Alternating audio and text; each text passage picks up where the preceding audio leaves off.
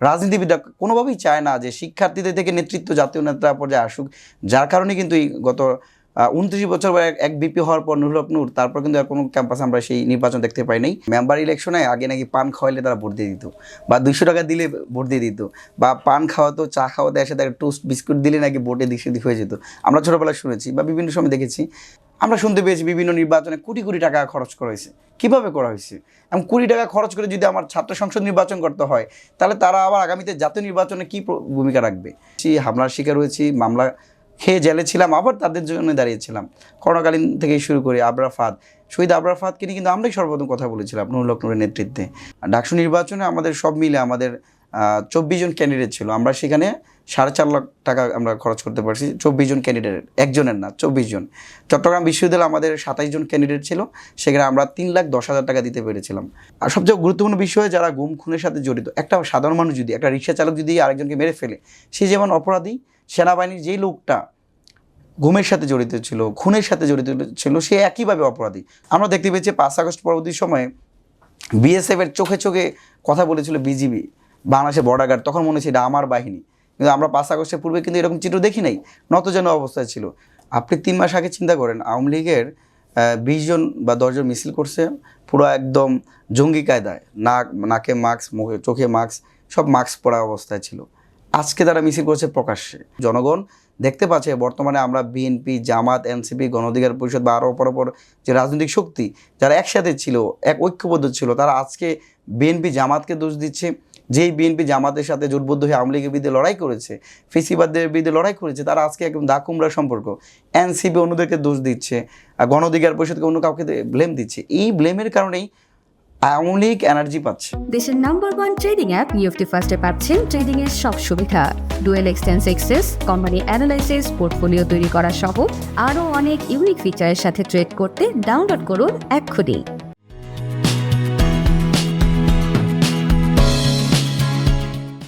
সুপ্রিয় দর্শক, আপনাদের সবাইকে স্বাগত জানাচ্ছি বাণিজ্য প্রতিদিনের বিশেষ আয়োজন বাণিজ্য সংলাপ এই অনুষ্ঠানে।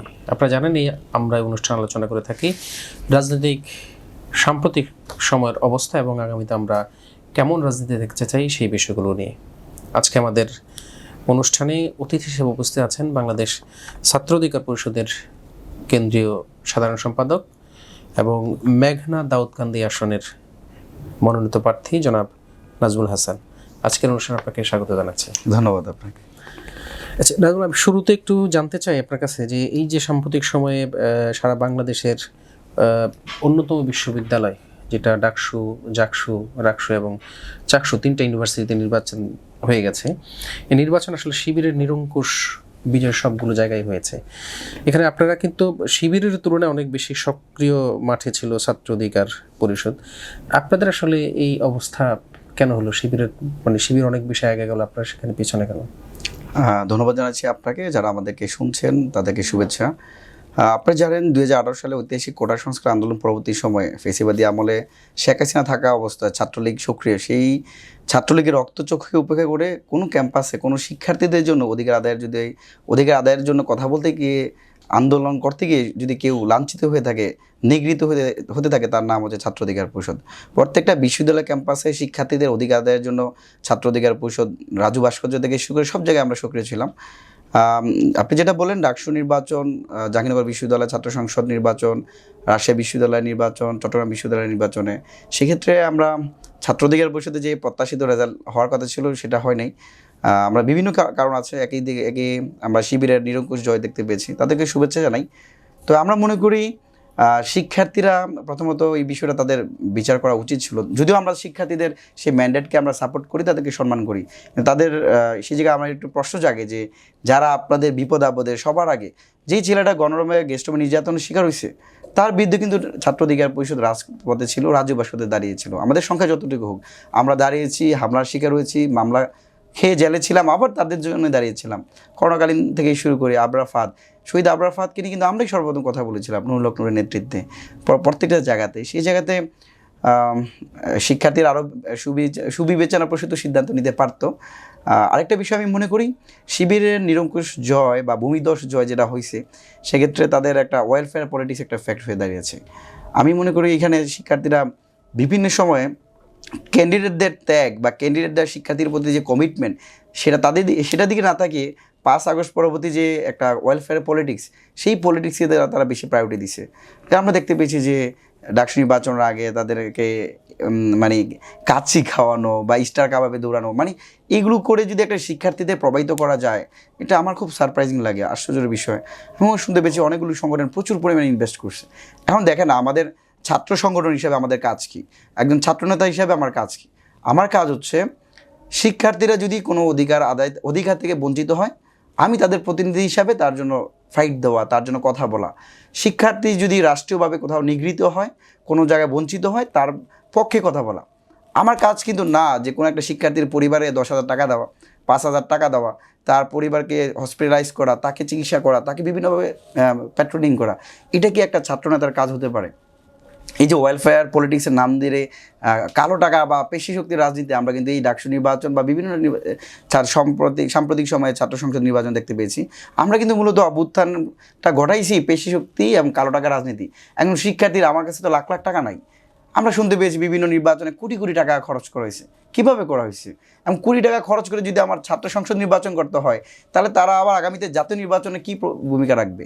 সেক্ষেত্রে এই বিষয়গুলো আমরা সংগঠিত হয়েছে দেখতে পেয়েছি। পাশাপাশি শিবির অনলাইনে খুবই অ্যাক্টিভ ছিল, তারা সুসংগঠিত একটা সংগঠন, সেদিনও তাদের জন্য প্লাস পয়েন্ট হয়েছে। বাট আমরা মনে করি ওভারঅলি ছাত্র রাজনীতির জন্য একটা নেগেটিভ মাইল ফলকে দাঁড়াবে এই সাম্প্রতিক সময়ে ছাত্র সংসদ নির্বাচন, যেখানে টাকার ছড়াছড়ি হয়েছে, টাকা দিয়ে প্রভাবিত করার চেষ্টা করা হয়েছে, বিভিন্নভাবে প্রভাবিত করার চেষ্টা করা হয়েছে, যেখানে একটা ক্যান্ডিডেটের তার শিক্ষার্থীর প্রতি কমিটমেন্ট, শিক্ষার্থীর প্রতি তার দায়বদ্ধতা, বিগত সময় আওয়ামী লীগের আমলে তার অ্যাক্টিভিটি কী সেগুলো যাচাই বাছাই ওইভাবে হয় নাই।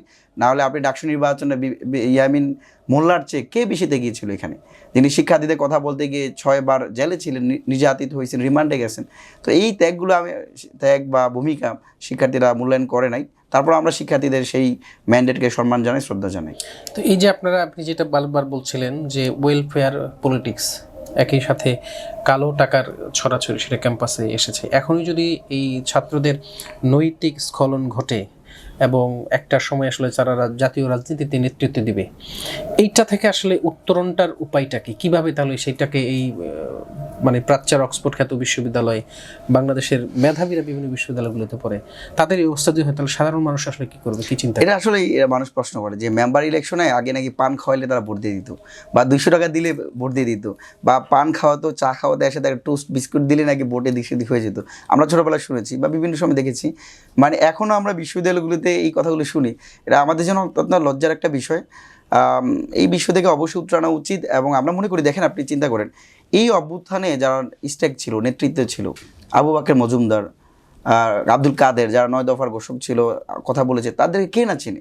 তাদের সশরীরে রাজপথে ছিল। বিনিয়ামিন মোল্লারা, তারা গত 7 বছর 8 বছর নিরলসভাবে শিক্ষার্থীদের অধিকারের জন্য কাজ করেছে, আর অন্যরা ছিল।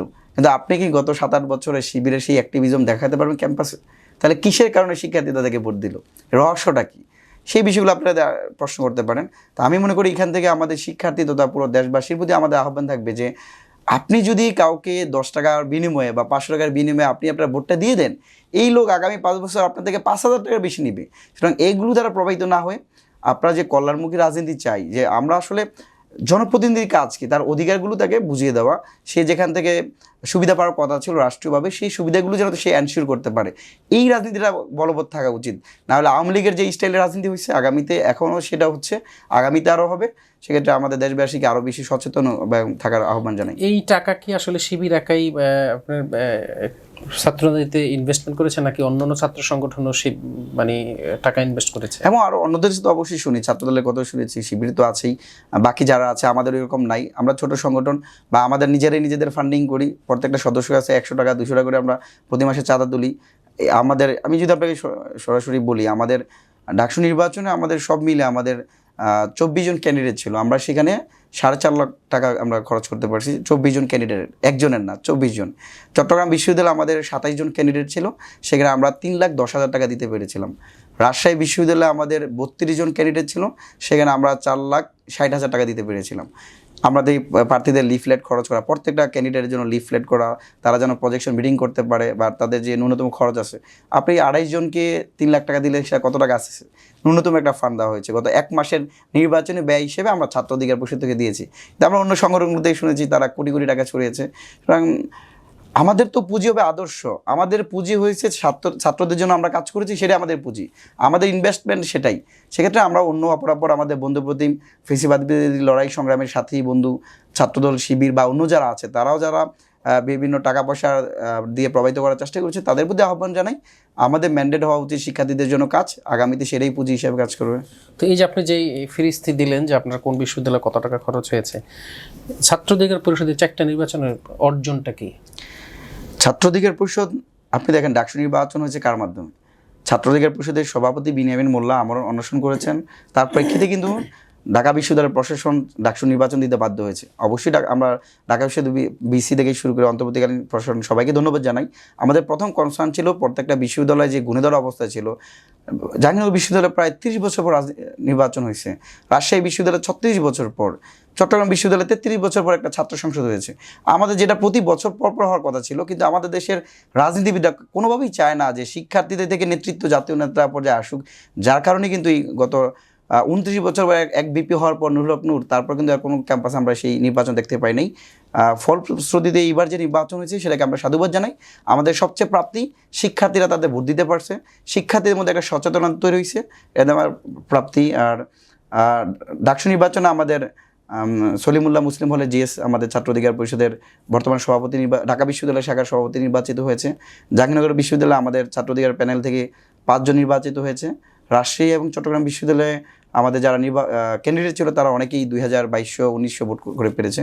আমাদের সক্ষমতা, সামর্থ্য এবং শিক্ষার্থীদের মূল্যায়নকে আমরা সব মিলিয়ে আমরা পজিটিভভাবেই দেখছি। আগামী 27 তারিখ হলো যশোর নির্বাচন, সম্ভাব্য একটা দিক। এখানে আসলে আপনাদের প্রস্তুতি কি, কেমন? দেখুন, একই কথা আমাদের বলতে হয়। দেখেন, জগন্নাথ বিশ্ববিদ্যালয়ে শিক্ষার্থীদের সম্পূরক বৃত্তি, জগন্নাথ বিশ্ববিদ্যালয়ের বিসি দিতে হবে তাদের ক্যাম্পাস থেকে, এবং এই যে সম্প্রতি তাদের যে আন্দোলন এবং তাদের হল কেন্দ্রিক যে আন্দোলন, সবগুলো আন্দোলন নেতৃত্ব দিয়েছে ছাত্র অধিকার পরিষদ, জগন্নাথ বিশ্ববিদ্যালয়ের সভাপতি রাকিব থেকে শুরু করে রাব্বি, অপমুন্সী এবং আরও অপরাপর যারা সংগঠন ছিল সবার সাথে। শিক্ষার্থীদের জন্য 5 আগস্টের পূর্বে তারা কাজ করেছে, 5 আগস্টের পরও তারা কাজ করে যাচ্ছে। আমরা মনে করি আমরা সবচেয়ে ভালো একটা ইফোর্ট দিচ্ছি এখানে, এবং সবচেয়ে বেশি আউটপুট আমরা জগন্নাথ বিশ্ববিদ্যালয়ের শিক্ষার্থীদের মূল্যায়নের কাছে পাবো। আগামীতে যদি 27 নভেম্বর নির্বাচন অনুষ্ঠান হয়ে থাকে, তো নিঃসন্দেহে সেখানকার বিপি রাকিবকে হিসেবে আমরা দেখতে পাবো বলে আমরা মনে করি। আচ্ছা, এবার আসি আমরা একটু সাম্প্রতিক সময়ের। আজকে যেই বাংলাদেশের আলোচিত একটি ঘটনা হলো সেনার সদস্যদেরকে এই আন্তর্জাতিক ট্রাইব্যুনালে হাজির করা এবং তাদেরকে জেলে প্রেরণ করা।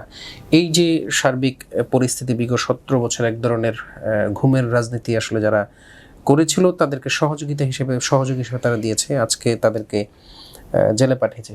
এই বিষয়গুলো সার্বিক অবস্থাটা আসলে কীভাবে মূল্যায়ন করছেন? বাংলাদেশ সেনাবাহিনী আমাদের আস্থা, ভরসা, বিশ্বাস এবং সার্বভৌমত্বের প্রতীক। সেনাবাহিনীর প্রতি আমাদের শ্রদ্ধা আছে। দেশের মানুষ কোনো একটা প্রতিষ্ঠানকে, কোনো একটা বাহিনীকে যদি শ্রদ্ধা করে থাকে, তার নাম সেনাবাহিনী। কিন্তু সেনাবাহিনীর কতিপয় সদস্য যারা ফেসিবাদী শেখ হাসিনার সুবিধাভোগী, যারা শেখ হাসিনার মাধ্যমে সুবিধা পেয়েছিল, যারা প্রত্যেকটা নির্বাচনে আমরা জেনারেল আজিজকে দেখতে পেয়েছিলাম যে সে কীভাবে কাজ করেছিল এখানে, আর অনেকেই যারা আছে, বা এবার আমরা মেজর জিয়াউল হাসানের কথা শুনতে পেয়েছি, যিনি বিএনপির এক কেন্দ্রীয় নেতা ইলিয়াস আলীকে গুম করার পরের দিন তাকে খুন করা হয়েছে। তারপর খুন করার পরবর্তীতেও শেখ হাসিনার সামনে একটা ড্রামা সাজিয়েছিল, তা ইলিয়াস আলীর মেয়ে তার ওয়াইফকে নিয়ে সান্ত্বনা দিয়েছে। এই যে এরকম একটা পৈশাচিক উল্লাস করেছিল শেখ হাসিনা এবং সেনাবাহিনীর কতিপয় বিপদগামী সৈনিকদের মাধ্যমে, সেটা দেশবাসীর জন্য অত্যন্ত নিন্দাজনক বিষয়। আর সবচেয়ে গুরুত্বপূর্ণ বিষয়, যারা গুম খুনের সাথে জড়িত, একটা সাধারণ মানুষ যদি, একটা রিক্সা চালক যদি আরেকজনকে মেরে ফেলে, সে যেমন অপরাধী, সেনাবাহিনীর যেই লোকটা গুমের সাথে জড়িত ছিল, খুনের সাথে জড়িত ছিল, সে একইভাবে অপরাধী। এবং আমরা বাহিনী হিসাবে তাদেরকে কাউন্ট করতে চাই না, তাদেরকে অপরাধী, তাদেরকে খুনি হিসাবে কাউন্ট করতে চাই। আজকে যেটা হয়েছিল, আন্তর্জাতিক অপরাধ ট্রাইব্যুনালে সেনাবাহিনীর 15 জন সদস্য এখানে সারেন্ডার করেছে। প্রথমত আমরা সেনাবাহিনীকে ধন্যবাদ জানাই। সেনাবাহিনী তার কনফারেন্সে বলেছিল যে নো কম্প্রোমাইজ উইথ ইনসাফ। তাদের যে এই বক্তব্য, অন্যায়কারীর বিরুদ্ধে প্রশ্রয় না দেওয়া, অন্যায়কারীকে রক্ষা না করা, এটা আবারও বহিঃপ্রকাশ করেছে। একসাথে আন্তর্জাতিক অপরাধ ট্রাইব্যুনালের প্রসিকিউশন, তাদেরকেও ধন্যবাদ জানাই। অন্তর্বর্তীকালীন সরকারকে ধন্যবাদ জানাই, যদিও তারা এই কাজটা আরও 1 বছর আগে করতে পারতো, তাহলে হয়তো আরও যে সকল খুনি আছে, আমরা শুনেছি যে সিটিআইবির যিনি ডিরেক্টর ছিলেন একজন মেজর জেনারেল, উনি শেখ হাসিনাকে 5 আগস্ট হেলিকপ্টারে করে ভারতে পাঠিয়ে দেন, ওই এক হেলিকপ্টার করে বাংলাদেশে ফেরত আসেন। সেই লোক আবার এখন পলাতক অবস্থায় আছে। আমরা অন্তর্বর্তীকালীন সরকার যদি গত বছর আগস্টের পর সেপ্টেম্বর অক্টোবরে যদি তাদেরকে একটা চার্জশিট গঠন করতে পারতো, তাদেরকে বিচার আওতায় আনতে পারতো, তাহলে এখন যারা পলাতক, এখন যারা দেশ ছেড়ে চলে গেছে, তারা সেই সুযোগটা পেতো না। আমরা ইতিবাচকভাবে দেখি এবং আমরা মনে করি সেনাবাহিনী এই কতিপয় বিপদগামী সৈন্যদের কারণে যেই একটা সিল তাদের কাছে লাগিয়েছিল, সেই থেকে তারা মুক্ত হয়েছে। সেনাবাহিনী একটা কলঙ্ক থেকে মুক্ত হয়েছে। আমরা দেশপ্রেমিক সেনাবাহিনীর প্রতি শ্রদ্ধা জানাই। আমরা দেখতে পেয়েছি জুলাই আগস্ট ছাত্রনাগরিক অভ্যুত্থানে কুমিল্লাতে যখন পুলিশ, আওয়ামী লীগের ক্যাডাররা একসাথে ছাত্র জনতার উপর হামলা করেছিল, সেনাবাহিনী কিন্তু এই ছাত্র জনতার পক্ষে এসে সেই পুলিশদেরকে ধাওয়া দিয়েছিল। আমরা দেখতে পেয়েছি মিরপুরে ছাত্র জনতার পাশে সেনাবাহিনী দাঁড়িয়ে কীভাবে আওয়ামী লীগের ক্যাডারদেরকে বিতাড়িত করেছিল। সুতরাং আমরা দেশপ্রেমিক সেনাবাহিনীর প্রতি আমার অগাধ বিশ্বাস, অগাধ সম্মান যেমনটা আগে ছিল এখনও আছে। আমরা মনে করি তাদের এই কলঙ্ক মুছে তারা আবার বাংলাদেশপন্থী যে রাজনীতি, বাংলাদেশের স্বাধীনতার সার্বভৌমত্ব রক্ষা করার জন্য যে তাদের যে শপথ, তারা পবিত্র কোরআন ছুঁয়ে শপথ করে দেশমাতৃকা রক্ষা তারা জীবন দিবেন, আমরা তাদেরকে সেই জায়গাতে আবার ফেরত পেতে চাই। অবশ্যই তারা চলে আসছে। একই সাথে আমরা দেখতে পেয়েছি যে বিজিবির কয়েকজন কর্নেল রেদওয়ান, যিনি বনশ্রী রামপুরাতে নির্বিচারে গুলি করেছে। তো এই যারা গুলি করেছে তাদেরকে আমরা নিন্দা জানাই, কিন্তু পুরো বিজিবিকে আমরা নিন্দা জানাতে চাই না। আমরা দেখতে পেয়েছি 5 আগস্ট পরবর্তী সময়ে বিএসএফের চোখে চোখে কথা বলেছিল বিজিবি, বাংলাদেশের বর্ডার গার্ড, তখন মনে হচ্ছে এটা আমার বাহিনী। কিন্তু আমরা 5 আগস্টের পূর্বে কিন্তু এরকম চিত্র দেখি নাই, নতজানু অবস্থায় ছিল। সুতরাং এই যে ফোর্সটা পুরো বাংলাদেশকে বর্ডারে নিরাপত্তা দিচ্ছে, তাদেরকে পুরোপুরি আমরা কলুষিত করতে পারি না। তাদের থেকে যারা এই গুম খুনের সাথে জড়িত, অভ্যুত্থানের হত্যার সাথে জড়িত, তাদেরকে আইনানুগ বিচার নিয়ে আসা হোক। তা আমরা কিছু মহল আমরা দেখতে পাচ্ছি যে এরকম একটা উস্কে দিয়ে যে পুরো বাহিনীকে কলুষিত করা, সেনাবাহিনীকে গালি দেওয়া, বিজিবিকে গালি দেওয়া, র্যাবকে গালি দিয়ে পুরো একটা তাদেরকে অস্থিরতা তৈরি করে দেওয়া, এটা আমরা মনে করি এটা আওয়ামী লীগের একটা কৌশল। তারা যেন না কাজ করলেই আওয়ামী লীগের উত্থান হবে। সুতরাং আমরা বাংলাদেশের আপামর জনতার সবার প্রতি আহ্বান জানাই, সেনাবাহিনীর প্রতি আপনাদের যে গভীর ভালোবাসা ছিল, বিজিবির প্রতি আপনাদের যে সম্মান ছিল বা বাহিনীদের প্রতি, সেই সম্মান অটুট রাখবেন, তাদেরকে সাপোর্ট দিবেন। তবে তাদের থেকে যেই সকল সন্ত্রাসী ছিল তাদের বিরুদ্ধে আপনারা রুখে দাঁড়াবেন।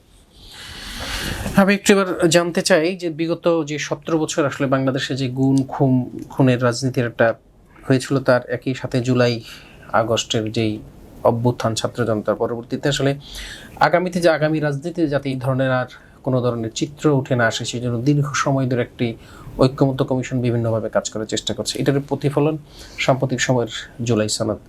এই যে জুলাই সনদ নিয়ে বিভিন্ন ধরনের কথাবার্তা এখনো চলমান আছে। আসলে এটা কি বিএনপি ক্ষমতায় আসলে বা জামাত ক্ষমতায় আসলে বা XYZ যারা ক্ষমতায় আসে, যেই জিনিসগুলো নোট অফ ডিসেন্ট দেওয়া আছে সেগুলো কি বাস্তবায়ন হবে কিনা? আপনি আসলে কি মনে করেন এগুলো আসলে বাস্তবায়ন হবে? দেখুন, আমাদের জুলাই সনদ আমাদের ভবিষ্যৎ রাজনীতি, ভবিষ্যৎ বাংলাদেশের একটা রূপরেখা। ভবিষ্যৎ বাংলাদেশ কোন পথে চলবে সেটা একটা রূপরেখা। আমাদের বাংলাদেশের কনস্টিটিউশন তো এরকম কোনো ছিল না যে একজন ব্যক্তি 2বারের বেশি প্রধানমন্ত্রী হতে পারে না।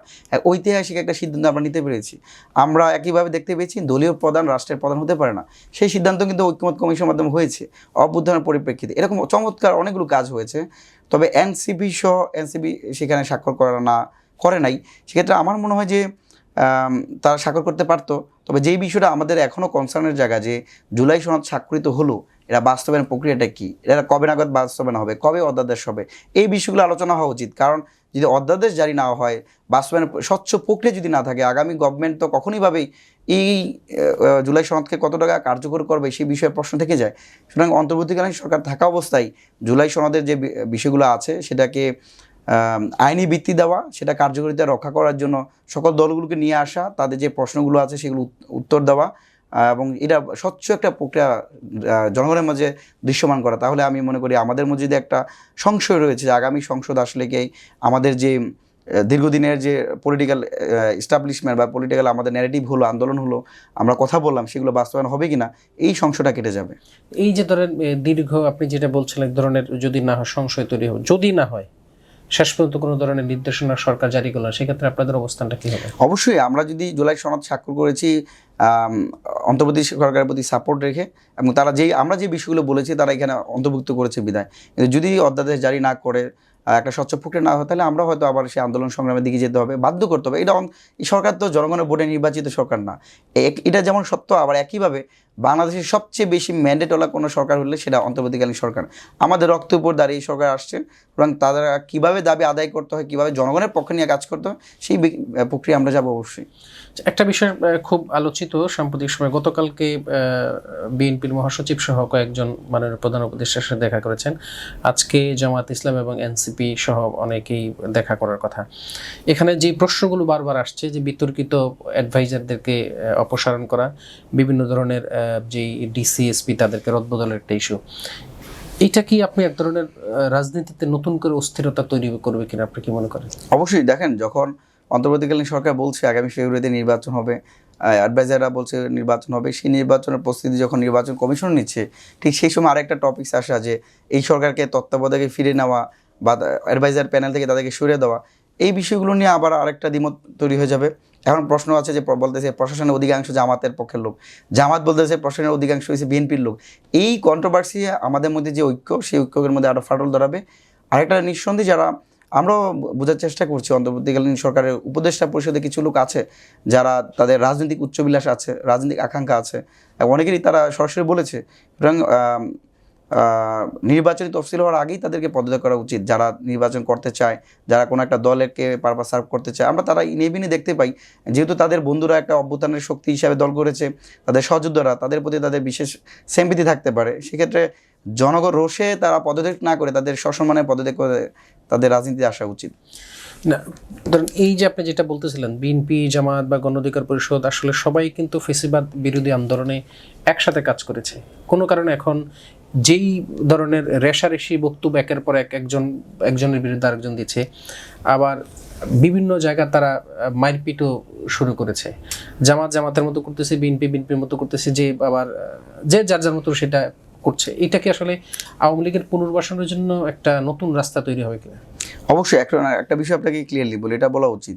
আপনি 3 মাস আগে চিন্তা করেন, আওয়ামী লীগের 20 জন বা 10 জন মিছিল করছে, পুরো একদম জঙ্গি কায়দায়, নাকে মাস্ক, মুখে চোখে মাস্ক, সব মাস্ক পরা অবস্থায় ছিল।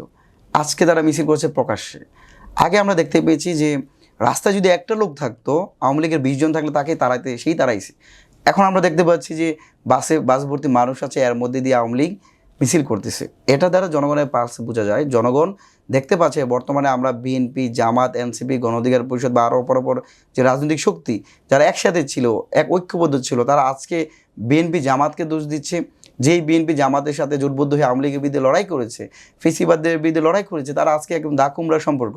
এনসিপি অন্যদেরকে দোষ দিচ্ছে, গণ অধিকার পরিষদকে অন্য কাউকে ব্লেম দিচ্ছে। এই ব্লেমের কারণেই আওয়ামী লীগ এনার্জি পাচ্ছে, আওয়ামী লীগ উৎসাহিত হচ্ছে, আবার জনগণ বিরক্ত হচ্ছে।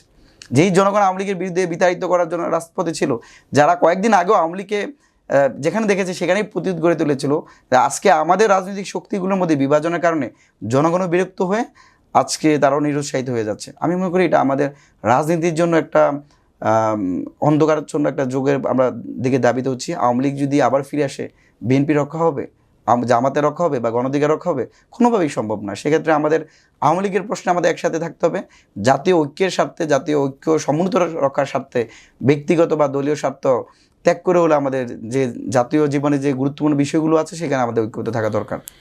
একটা বিষয় খুব পরিষ্কার না, সেটা হলো আপনারা বিগত সরকারকে বা ফেসিবাদী আন্দোলনের ফেসিবাদকে ফেসিবাদ তৈরির জন্য অন্যতম একটা দল আপনারা মনে করেন জাতীয় পার্টি। এর সাথে তো আরো অনেকগুলো দল ছিল। আন্দোলন আসলে আপনারা শুধুমাত্র জাতীয় পার্টির বিরুদ্ধে কেন? দেখুন, 2014 সালে যে নির্বাচন হয় সেখানে কিন্তু বিএনপি, জামাত সহ অধিকাংশ নির্বাচনে অংশগ্রহণ করে নাই। যেখানে 151টা সিটে নির্বাচন ছাড়াই একটা সরকার নির্বাচিত হয়ে গেছে, সেই নির্বাচনকে বৈধতা দিয়েছে জাতীয় পার্টি। 2018 সালে সারা বাংলাদেশে যখন ভোট ডাকাতি অনুষ্ঠিত হলো, সেই নির্বাচনকে বৈধ দিল জাতীয় পার্টি। তারা পার্লামেন্টে গেল আওয়ামী লীগের সাথে নেগোসিয়েশন করে। 2024 সালে যখন ডামি নির্বাচন অনুষ্ঠিত হতে যাচ্ছে, বিএনপি, জামাত, গণ অধিকার পরিষদ, তারপর এবি পার্টি, গণসংহতি আন্দোলন থেকে শুরু করে প্রত্যেকটা রাজনৈতিক দল এই নির্বাচন থেকে বিরত ছিল। সেই নির্বাচনে কিন্তু জাতীয় পার্টি আওয়ামী লীগের সাথে কাঁধে ভর করে সেই সংসদে গেল। আবার দেখেন, আমরা যখন জুলাই আগস্ট ছাত্র নাগরিক অভ্যুত্থানের সময় আমরা কিন্তু বারবার বলেছিলাম এই সংসদ ভেঙে দিতে হবে, এই সংসদ থেকে পদত্যাগ করতে হবে, শেখ হাসিনা পদত্যাগ করতে চায়। এই যে শত শত মানুষ মারা গেছে, শেখ হাসিনা পতনের 5 আগস্ট শেখ হাসিনা বাংলাদেশে পালাই গেছে, এর আগে কি জাতীয় পার্টি পদত্যাগ করছে? এর আগে কি জাতীয় পার্টি এই আন্দোলনকে সাপোর্ট দিয়েছিল? এর আগে কি জাতীয় পার্টি সেই সংসদ থেকে বের হয়ে আসছিল? আসে নাই। সুতরাং শেখ হাসিনা বাংলাদেশের জন্য যতটা ক্ষতিকর, এবং যে দল ভারতের সাথে মিটিং করে আসছে বলে আমি বাংলাদেশে কনফারেন্সে বলে ভারতের সাথে কী কথা হয়েছে সে বলতে পারবে না ভারতের অনুমতি ছাড়া। ভারতীয় চর, শেখ হাসিনার সবচেয়ে বড় দোসর, গত 3 টার্ম নির্বাচনে বাংলাদেশে যারা একটা খাদের কিনারা নিয়ে গেছে, সেই জাতীয় পার্টির বিরুদ্ধে কেন কথা বলবো না? আমরা জাতীয় পার্টি নিষিদ্ধ চাই। একসাথে ফেসিবাদের দোসর হিসেবে আরও যে 14টা দল রয়েছে, রাশেদ খান মেনন যদি আজকে জেলে থাকে, ইনু যদি আজকে জেলে থাকে, জিএম কাদের কেন জেলে থাকবে না? আমরা সেই প্রশ্ন আপনার কাছে রাখতে চাই। আমরা কোনো ব্যক্তিগত দলের সাথে আক্রোশ নাই। যারা শেখ হাসিনাকে আজকে ফেসিস্ট দৈত্যদানব বানাইছে, যারা শেখ হাসিনাকে মনস্টার বানাইছে, তার পিছনে সবচেয়ে বড় হাত হয়েছে জিএম কাদের, জাতীয় পার্টি এরশাদ। সুতরাং এই জাতীয় পার্টিকে কোনোভাবেই ছাড় দেওয়ার প্রশ্ন আসে না। এই যে জাতীয় পার্টির সাথে আপনাদের আন্দোলনের সংক্রান্ত একটা বিষয়ে এক ধরনের আছে যে আপনারা জাতীয় পার্টির দলীয় অফিসে আগুন দিতে গিয়েছিলেন, তো ভাঙচুর করার জন্য সেই সময় এখানে জাতীয় পার্টির দলীয় অফিসে গণঅধিকার পরিষদ আগুন করে নাই, কিন্তু বিক্ষুব্ধ জনতা যারা জুলাই অভ্যুত্থানকে ধারণ করে, যারা গণ অভ্যুত্থানের শক্তি, যারা ফেসিস্ট শেখ হাসিনার সহযোগী জিএম কাদেরকে দেখতে চায় না, তারাই তাদের বিপ্লবের বহিঃপ্রকাশ দেখিয়েছে ওখানে। তো সেখানে আসলে আপনাদের দলের প্রধান সহ আপনি এবং আপনাদের সাংগঠনিক সম্পাদক সহ অনেকে আসলে খুব বেশি ইনজুর হয়েছেন, পরবর্তীতে দেখেছি আপনারা মামলাও করেছেন। এইগুলোর এখন সর্বশেষ অবস্থাটা কি? দেখুন, আপনার এই বিষয়টাতে একটা দুটো ফেজ আছে। আমি দ্বিতীয়টাই বলি, যখন আমরা কিন্তু শান্তিপূর্ণভাবে দীর্ঘদিন যাবৎ 64 জেলা ডিসিদের মাধ্যমে জাতীয় পার্টি সহ 14 দলীয় জোটের যে যারা এখনও গ্রেপ্তার হয় নাই, যাদের দলীয় কার্যক্রম নিষিদ্ধ হয় নাই, তাদের নিষিদ্ধের দাবিতে আমরা লাগাতার প্রোগ্রাম করে আসছি। তারই ধারাবাহিকতায় সেদিন আমাদের একটা প্রোগ্রাম ছিল। আমাদের নেতাকর্মীরা জাতীয় পার্টি অফিসে যায়, ক্রস করার সময় ইট পাটকেল জাতীয় পার্টির নেতাকর্মীরা আমাদের উপর মারে। সেখানে জয় বাংলা বা বিভিন্ন স্লোগান দিয়ে আমাদের উপর হামলা করেছে। আমাদের সেখানে রাশেদ খান আহত হয়েছে, আর কয়েকজন। যদিও আমি সেই প্রোগ্রামে ছিলাম না, আমাদের উপরে হামলার কথা শুনে আমি সন্ধ্যায় আসি এবং আমাদের সেখানে একটা ছিল যে প্রেস ব্রিফিং করা হবে যে হামলার প্রতিবাদে। পরবর্তীতে আমরা প্রেস ব্রিফিংয়ের জন্য প্রস্তুতি নিই, এর আগে বিক্ষোভ একটা মশাল মিছিল করি। সেই একই মশাল মিছিল নিয়ে যখন আমরা জাতীয় পার্টির অফিসে যাই, যেহেতু আমাদের নেতারা বিক্ষুব্ধ যে এই বাংলাদেশে শেখ হাসিনা নাই, ফেসিস্টের দোসররা এখনও আমাদের উপর হামলা করে, প্রশাসন কী করছে? যেই জিএম কাদেরের বিরুদ্ধে 2টা শহীদ হত্যার মামলা রয়েছে, সে জিএম কাদেরকে প্রশাসন পাহারা দিচ্ছে। সেক্ষেত্রে তারা রাস্তায় বসে তারা তাদের বিক্ষুব্ধতা পরিচয় দিয়েছে, স্লোগান দিয়েছে। পরবর্তীতে আমরা যেখানে রাস্তায় বসেছিলাম তার পাশে সেনাবাহিনী, তারপর ব্যারিকেড, তারপর পুলিশ, তারপর জাতীয় পার্টি কার্যালয়, আমরা রাস্তায় ছিলাম। তো থাকা অবস্থায় সেনাবাহিনীর একজন ছিলেন, তিনি আমার সাথে কথা বলতে চেয়েছিলেন। আমি কথা বলেছি। কথা বলার পর আমি বলেছিলাম যে আপনার কি জাতীয় পার্টি পাহারাদার কিনা, আপনার কি জিএম কাদেরকে পাহারাদার দিতে আসছেন কিনা? তো উনি বললো যে এখানে জিএম কাদের বা কেউ নাই। যদিও আমরা জানতাম যাত্রাবাড়ি থেকে যে 2টা হত্যা মামলা হয়েছে সেই জিএম কাদের এখানে রয়েছে। তারপর সেনাবাহিনীর প্রতি আমরা সম্মান জানিয়ে আমাদের নেতাকর্মী নিয়ে আমরা আমাদের কার্যালয়ে চলে আসি, যেহেতু আমাদের 7:30টার দিকে আমাদের কনফারেন্স ছিল। তো প্রেস কনফারেন্স করার জন্য প্রস্তুতি নিচ্ছিলাম। হঠাৎ করেই আপনি যদি ভিডিওটা দেখে থাকেন যে সেনাবাহিনী এবং পুলিশ যৌথভাবে কীভাবে অ্যাগ্রেসিভ হয়ে আমাদের উপর হামলা করেছে। এই সেনাবাহিনী বা এই পুলিশ কি জানে না নুরুল হক নূরকে চিনে না? উনি তো দাঁড়িয়েছিলাম, আমাদের উপর কী পরিমাণ আমাদের উপরে হামলা করছেন রাজনৈতিকভাবে। যেই লোকটাই পথচারী তার উপর কেন হামলা করেছেন? যে বললো ভাই আমি এই আলরাজি কমপ্লেক্সের আমি একজন কর্মচারী, তাকে কেন হামলা করেছেন? যেই লোকটার নেতাকর্মীরা ভয়ে আতঙ্কে হয়ে তারা ওয়াশরুমে লুকালো, তাদের কেন বন্দুকের নল দিয়ে তাদের খোঁচায় খোঁচায় হামলা করা হলো? কেন করা হয়েছে? কারণ আমরা এখনও মনে করি কারণ ছাত্রলীগের যেই ক্যাডাররা যারা ছিল, যুবলীগের যারা ক্যাডার ছিল, যারা আওয়ামী লীগের ফেসিবাদের দোসর, শেখ হাসিনার সুবিধাভোগী, তারা কিন্তু এখনও আওয়ামী লীগ পুলিশ থেকে সরে নাই। আসিফ নজরুল উপদেষ্টা বলেছেন যে পুলিশের 80% এখন আওয়ামী লীগের ক্যাডার হয়ে গেছে। এখনও আমরা থেকে প্রায় 43 জন আমরা এখনও আওয়ামী লীগের সুবিধাভোগী। এখনও সেনাবাহিনী, পুলিশের বা বিভিন্ন জায়গায় উচ্চপদস্থ লোকগুলো রয়েছে। সুতরাং যারা শেখ হাসিনার সুবিধাভোগী এক শ্রেণীর সৈনিক ছিল, যারা তার কথা শুনে গুম খুনের সাথে জড়িত ছিল, তারাই আমাদের উপর হামলা করেছে। তো অত্যন্ত আশ্চর্যের বিষয়ে গণঅভ্যুত্থানের অন্যতম একটা স্ট্যাগ বা গণঅভ্যুত্থানের পায়োনিয়ার বলা হয় নুরুল হক নূর, ছাত্র অধিকার পরিষদের কেন্দ্রীয় সাধারণ সম্পাদক, বা আমিও বৈষম্যবিরোধী ছাত্র আন্দোলনের কেন্দ্রের সমন্বয়ক ছিলাম, আমাদের উপর হামলা হয়েছে। এখন পর্যন্ত একজন কনস্টেবলের বিচার হয় নাই। আপনি দেখেন 5 আগস্টের পর বাংলাদেশের যে কোনো প্রান্তে পুলিশের কনস্টেবলের বিরুদ্ধে অভিযোগ আসছে, তাৎক্ষণিকভাবে তাকে ফায়ার করা হয়েছে। যেই কারো বিরুদ্ধে অভিযোগ আসছে ফায়ার করা হয়েছে।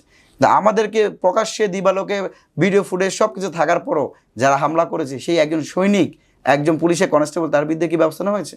এটা একটা রাষ্ট্রীয়ভাবে ফেসিবাদের দোষর যারা এখনো রয়ে গেছে তাদের সম্মিলিত প্রয়াসের কারণে যারা ভারতীয় চর হিসাবে আছে তাদের কারণে আমাদের হয় নাই, এটা আমরা নিন্দা জানাই। আমরা মনে করি আমাদের উপরে হামলা শুধু না, এটা গণ-অভ্যুত্থানের উপরে হামলা। এখান থেকে যদি তাদের কোনো বিচার না হয় সেটা বাংলাদেশের জন্য একটা অন্ধকার একটা দিক প্রবাহিত হবে বলে মনে করি। এবার আসি একটু আপনার নির্বাচনী এলাকা নিয়ে কথা বলি। আপনার নির্বাচনী এলাকা কুমিল্লা 1 মেঘনা এবং দাউদকান্দি। আগামী জাতীয় সংসদ নির্বাচনে আপনি অংশগ্রহণ করবেন। এই নির্বাচনী এলাকা নিয়ে আসলে আপনার পরিকল্পনা কি? আপনি যদি নির্বাচিত হন, জনপ্রতিনিধি হন, কিভাবে আপনি আপনার এলাকাকে সাজাতে চান? দেখুন, আমি একজন ছাত্রনেতা হিসাবে আমরা 2018 সাল থেকে শুরু করে প্রতিটা আন্দোলন সংগ্রামে শিক্ষার্থী থেকে শুরু করে গণমানুষের জন্য আমরা চেষ্টা করেছিলাম। এখন যেহেতু একটা তারুণ্যের শক্তি, আমরা মনে করি, বিশ্বাস করি, তরুণরা যদি সংসদে যায়, তরুণরা যদি জনপ্রতিনিধি হতে পারে, তাহলে সমাজের যেই অপসংস্কৃতি রয়েছে, সমাজে যে দুর্নীতি রয়েছে, সেগুলো অনেকাংশে কমার সম্ভাবনা আছে। আমরা শুনতে পেয়েছিলাম যে একটা কথা আছে, যে একটা প্রবাদ আছে যে রাজনীতি না করলে আপনার একটা শাস্তি আছে। সেই শাস্তি হচ্ছে আপনার চেয়ে যে অযোগ্য, আপনার চেয়ে যে অদক্ষ, তার দ্বারা আপনার শাসিত হতে হবে। আপনি চিন্তা করে দেখেন, আমাদের যারা মেম্বার, আমাদের যারা চেয়ারম্যান, আমাদের যারা এমপি ছিল, তাদের শিক্ষাগত যোগ্যতা কী বা তাদের ব্যাকগ্রাউন্ডটা কী ছিল?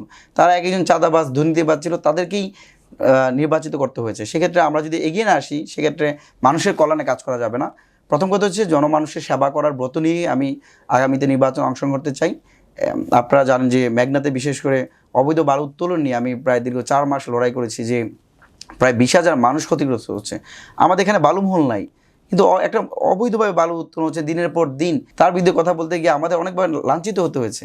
একসাথে মেঘনা উপজেলা থেকে বাটেরচরের রাস্তা থেকে শুরু করে আর প্রত্যেকটা জায়গায় শিক্ষা, স্বাস্থ্য, অর্থনীতি, প্রতিটা জায়গায় যেন আমরা কাজ করতে পারি। দুর্নীতির না ছোঁয়া লেগে আমরা উন্নয়নের ছোঁয়া করতে চাই।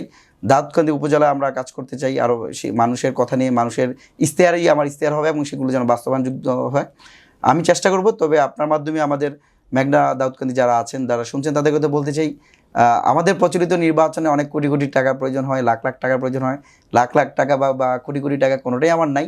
আমি আপনাদেরকে আমার মেধা, আমার শ্রম, আমার পরিশ্রম দিয়ে আপনাদের পাশে দাঁড়াতে চাই। আমার পক্ষে সম্ভব না আপনাকে 500 টাকা, 1000 টাকা দিয়ে কনভিন্স করে ভোটে নিয়ে আসা। আমার ইনভেস্ট হবে আপনাদের অধিকার আদায় করা। আপনাদের অধিকার আদায় করতে গিয়ে আমার যতটুকু লাগে, যেভাবে লাগে, আমার জীবন দিয়ে হলে আমি করবো। আপনাদের প্রতি শুধু আহ্বান থাকবে যে কালো টাকার যে রাজনীতি ছিল বিগত সময়, যে টাকা দিলেই এদিক সেদিক হয়ে যায় ভোট, এখান থেকে বিতাড়িত হবেন। আপনার একটা ভোট একটা আমানত। আপনার এই আমানত আপনাকে আগামী 5 বছর কেমন শাসক হবেন সেটা আপনাকে উপহার দিবে। সুতরাং আপনারা যদি আমাকে পছন্দ করেন, অবশ্যই নির্বাচনে আবার ভোট দিবেন। ভোট যদি নাও দেন, আমি আপনাদের পাশে আছি। বাট বাংলাদেশে যে নির্বাচনে যে অপসংস্কৃতি, সেই থেকে বিরত থাকার জন্য বিশেষভাবে অনুরোধ জানাই। এটা আপনি তো তরুণ একজন মানে প্রার্থী, তরুণদের জন্য আসলে বাংলাদেশে বেকারত্ব একটা বড় সমস্যা। স্কিল ডেভেলপমেন্টের জন্য আপনাদের কোনো ধরনের স্পেশাল কোনো ধরনের চিন্তা ভাবনা আছে কিনা, যেটা আপনি করতে চান? দেখুন, অবশ্যই করা উচিত। আমাদের মেঘনা উপজেলা একটা প্রত্যন্ত একটা জায়গাতে, যদিও ঢাকার সবচেয়ে পার্শ্ববর্তী একটা এলাকা, আপনার ঢাকা নারায়ণগঞ্জের পরেই মেঘনা অবস্থান, কিন্তু গত 54 বছর বা আপনি 23 বছর দেখেন, কোনো সরকারি কিন্তু কাজ করে নাই। আমাদের রানিং বর্তমানে মেঘনা উপজেলা বাটেরচর থেকে যদি কেউ যায়, একটা গর্ভবতী নারী যদি এখানে আসে, সে ওখানে অ্যাক্সিডেন্ট করতে পারে, বা কোনো সুস্থ মানুষ আসলে সে অসুস্থ হয়ে যাবে। এমন একটা অবস্থা আমাদের বিগত সময় যারা রাজনীতি ছিল, এমপি ছিল, তারা করে গেছে। এখন তরুণদেরকে চাকরিজীবী বা আমি বিশেষ করে মনে করি চাকরি করা এটা একটা মেধার বিষয়। যাদের আমরা চেষ্টা করব মেধাবী যারা আছে তাদেরকে যথাযথ মূল্যায়ন করার রাস্তা তৈরি করা, কিন্তু চাকরি দিব এরকম অবস্থা আমি বলতে পারি না। বাট আমার চিন্তা আছে আমাদের মেঘনা দাউদকান্দি যারা শিক্ষিত তরুণ আছে, যারা তাদেরকে উদ্যোক্তা হিসাবে রূপান্তরিত করা, তাদেরকে মাদক থেকে দূরে রেখে সমাজে কীভাবে ইনভেস্ট করা যায়, তাদেরকে সেই রাস্তায় নিয়ে আসা। তবে এই যে আমরা মানে মুখরোচক যে ইশতেহার, আমি এটা করে ফেলবো, আসলে কি আমাদের সেই বাস্তবতা আছে কি না? একজন সংসদ সদস্য ক্যান্ডিডেট যে হবে বা যে নির্বাচিত হবে, সে কি ঢালাওভাবে সবাইকে চাকরি দিতে পারবে? তাহলে আমরা যে কোটা সংস্কার আন্দোলন করলাম, মেধাজের স্বাক্ষর, আমরা বলেছি মেধার চেয়ে কোটা কোনোভাবেই বড় হতে পারে না। সেক্ষেত্রে যার মেধা আছে সে যেন চাকরি পেতে পারে, এই নিয়োগগুলোতে স্বচ্ছতার তৈরি করা, সেগুলো আমরা চেষ্টা করব।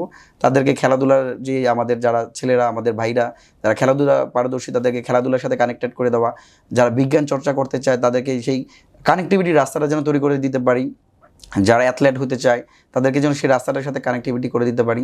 এবং যারা শিক্ষা খাতে, গবেষণার খাতে সুযোগ রাখতে চায়, তাদের উচ্চশিক্ষার জন্য যেন আমি একটা মিডিয়া হতে পারি, সেই জায়গাটা আমি চেষ্টা করব।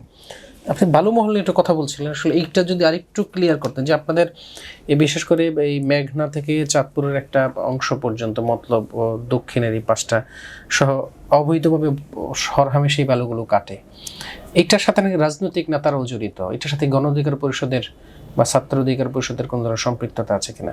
প্রথমত হচ্ছে অবৈধ বালু উত্তোলন নিয়ে আমরা লড়াই করছি, আমরা সংগ্রাম করছি, যে বালু খেগো আছে তাদের বিরুদ্ধে লড়াই করতেছি, সম্পৃক্ত থাকার তো প্রশ্নই আসে না। তবে এটা একটা বিষয় যে 5 আগস্ট পরবর্তী সময় পুরো বাংলাদেশে উদ্বেগজনক হারে অবৈধ বালু উত্তোলন হচ্ছে। আপনি চাঁদপুরের কথা বলেছেন, আমরা শুনেছি সেখানে 2 জন মানুষ মারা গেছে বালু উত্তোলনের বিরুদ্ধে কথা বলার কারণে। আমি যদি শুধু আমার এলাকার কথাই বলি, আমার মেঘনাতে যেখানে বিশেষ করে রামপ্রসাদের চর, নলচর, চালিবাঙ্গা, এই 3টা জায়গাতে কোনো বালুমহল নাই। আপনার যেখানে বালুমহল থাকে সেখানে সরকারিভাবে আপনি বালু কাটতে পারেন, কিন্তু বালুমহল না থাকার কারণে তাদের স্থানীয় শক্তি দিয়ে আমাদের এখানে যেটা হয়েছে যে চালিবাঙ্গা ইউনিয়ন বিএনপির একজন যুবদলের নেতা ছিলেন তিনি, এবং আওয়ামী লীগের সাথে সম্পৃক্ত হয়ে, এবং সবচেয়ে কালপ্রিট হচ্ছে প্রশাসন। আমরা যখনই ফোন দিই বলতেছি এখানে কোনো বালু কাটে না, আমরা খোঁজ নিয়ে দেখি বালু কাটছে। তো আমি নৌপরিবহন উপদেষ্টা ব্রিগেডিয়ার জেনারেল শাখাউত স্যার, স্বরাষ্ট্র উপদেষ্টা লেফটেন্যান্ট জেনারেল জাহাঙ্গীর স্যার, তাদের মাধ্যমে সর্বোচ্চ চেষ্টা করে বালু কাটা এখন বন্ধ করতে পেরেছি। বাট এটা স্থায়ী না, একটা স্থায়ী সমাধান করার ক্ষেত্রে আমরা মনে করি কোস্টগার্ড স্থাপন করা, এবং যারা এই বালু কাটা একটা আইন করা উচিত। আমি শুনতে পেয়েছি যারা অবৈধ বালু উত্তোলন করে তাদের সর্বোচ্চ জেলে থাকে 7 দিন। তো এই একটা আপনি অঞ্চলই কেটে নিচ্ছেন, আমার এলাকায় এত পরিমাণ বালু কাটছে, আর যদি 1 সপ্তাহ বা 10 দিন বালু কাটে সেক্ষেত্রে আমাদের বা আমি বা আমার পরিবারে কেউ যদি মারা যায় সেখানে কবর দেওয়ার মতো জায়গা থাকবে না। প্রচণ্ড বালু কাটা হলো, পুরো গ্রাম অর্ধেক হয়ে গেছে। সেই যেই বালু খেকো করলো তার শাস্তি নাকি 7 দিনই জামিন হয়ে যাচ্ছে। আমি মনে করি আইন করে এবং আইনের বাস্তবায়ন করা উচিত। একসাথে আমাদের উপজেলার যে পুলিশের নৌফারির ইনচার্জ আজমগীর, তিনি সরাসরি সম্পৃক্ত এখানে। রক্ষক যখন বক্ষক হয় তখন তো আপনি সেটাকে বাস্তবায়ন করতে পারবেন না। তো তিনি এখনও শপথে বহাল রয়েছে। আমি অনতিবিলম্বে তাকে মেঘনা নৌ পুলিশ ফাঁড়ি থেকে তাকে প্রত্যাহার চাই। এবং আমি শুধু এটা আমার কথা না, বাংলাদেশের জাতীয় দৈনিক, প্রথম আলো, যুগান্তর, ডেইলি স্টার, সমকাল থেকে প্রত্যেকটা জায়গায় এবং স্থানীয় লোকজন জানে এই বালু মহলের সাথে, অবৈধ বালু উত্তোলনের সাথে বালু খেকোরা যতটা জড়িত, এই প্রশাসনের অফিসার ইনচার্জ তিনি আর তার চেয়েও বেশি সম্পৃক্ত। টাকার বিনিময়ে তাকে পাহারা দিচ্ছে, প্রশ্রয় দিচ্ছে। আমি স্বরাষ্ট্র উপদেষ্টার প্রতি আহ্বান জানাই তাকে বিচার বিভাগে তদন্তের মধ্যে আওতায় নিয়ে আসা হোক, এবং দ্রুত সময়ের মধ্যে যেন তাকে একটা শাস্তির মধ্যে নিয়ে আসা হয়। শেষ পর্যায়ে চলে আসছি, একটু সর্বশেষ যে প্রশ্ন করতে চাই, তরুণ রাজনীতিবিদ হিসেবে আপনি আসলে আগামীর বাংলাদেশ এবং আগামীর রাজনীতিটা কেমন দেখতে চান?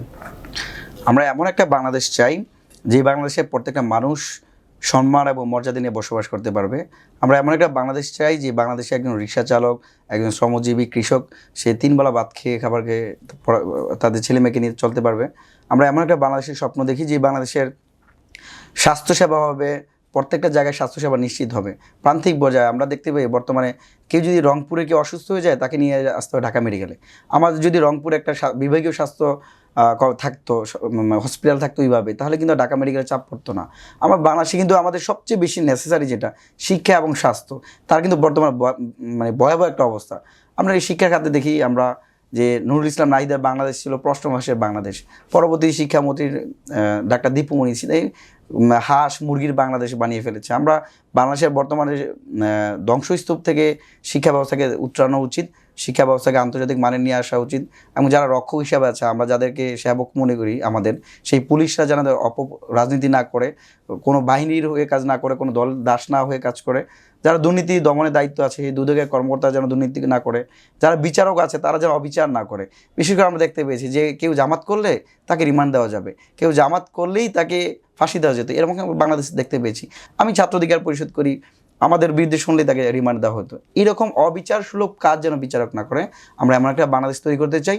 সবচেয়ে গুরুত্বপূর্ণ হচ্ছে আমরা প্রত্যেকটা দলের সাথে, প্রত্যেকটা মতের সাথে, রাজনৈতিক শক্তির সাথে আমরা সৌহার্দ্যপূর্ণ পারস্পরিক সম্পর্ক, ভালোবাসা আদান প্রদান করতে চাই, এবং এমন একটা বাংলাদেশ আমরা তৈরি করতে চাই একজন জনপ্রতিনিধি যেন একজন ভোটারের কাছে সবসময় জবাবদিহি করতে পারে, একজন ভোটার যেন সবসময় তার জনপ্রতিনিধির সাথে কথা বলতে পারে। এই সেতু এর মেলবন্ধন আমরা তৈরি করতে চাই, যেটা বিগত সময় ছিল না। আপনার মূল্যবান সময় থেকে আমাদেরকে এতক্ষণ সময় দেওয়ার জন্য ধন্যবাদ জানাচ্ছি। ধন্যবাদ জানাচ্ছি আপনাকে, বিশেষ করে বাণিজ্য প্রতিদিনকে আমাকে আমন্ত্রণ জানার জন্য। যারা শুনছেন দেখছেন তাদেরকে শুভেচ্ছা জানাই। সুপ্রিয় দর্শক, আমরা এতক্ষণ দেখছিলাম বাণিজ্য প্রতিদিনের বিশেষ আয়োজন বাণিজ্য সংলাপ। এতক্ষণ যারা আমাদের সাথে দেখেছেন, সামনে যারা দেখবেন, সবাইকে আবারও ধন্যবাদ জানিয়ে আজকের মতো আমরা এখানে বিদায় নিচ্ছি। আমাদের অনুষ্ঠানে আজকে অতিথি হিসেবে উপস্থিত ছিলেন ছাত্র অধিকার পরিষদের কেন্দ্রীয় সাধারণ সম্পাদক এবং কুমিল্লা 1 মেঘনা দাউদকান্দির সংসদ সদস্য প্রার্থী জনাব নাজমুল হাসান। আজকের মতো এখানেই শেষ করছি। আল্লাহ হাফেজ।